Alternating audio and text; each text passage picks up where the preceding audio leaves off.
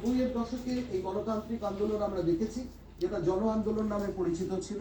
পরে নেপাল মাওবাদী আন্দোলনের শিকার হয়, কিন্তু কোনো পর্যায়ে এইরকম ভয়ঙ্কর হিংসার মুখোমুখি কিন্তু নেপালের সমাজকে আমরা হতে দেখিনি। ফলে সেদিক থেকে এটা অত্যন্ত উদ্বেগজনক। এখন প্রশ্ন হলো যে এই ধরনের পরিস্থিতি কেন দেখা দিল? তার প্রধান কারণ হচ্ছে যেটাকে জেন জি যারা নিজেদের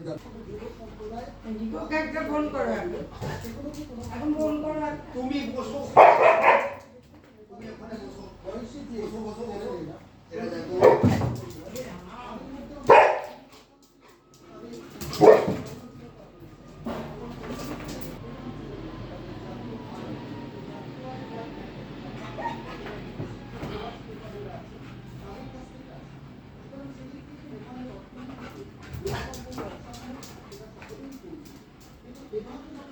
তাদেরই আত্মীয় স্বজন, তাদেরই ছেলে মেয়েরা, তারা অনেক বেশি সুবিধার জন্য যাপন করছে, যেখানে সাধারণ মানুষ খেতে পারছে।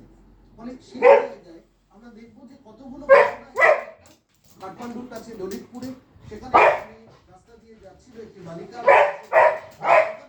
একটা কনভয় মন্ত্রী যাওয়ার সময় এই মেয়ে করে সরে বসে ভালো করে সাবধানে বসে হচ্ছে হাতের পরে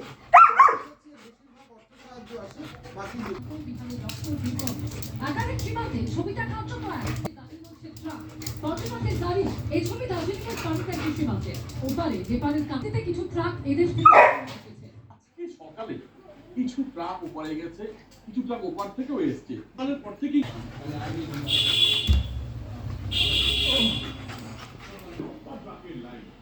অধিকাংশ ট্রাকে রয়েছে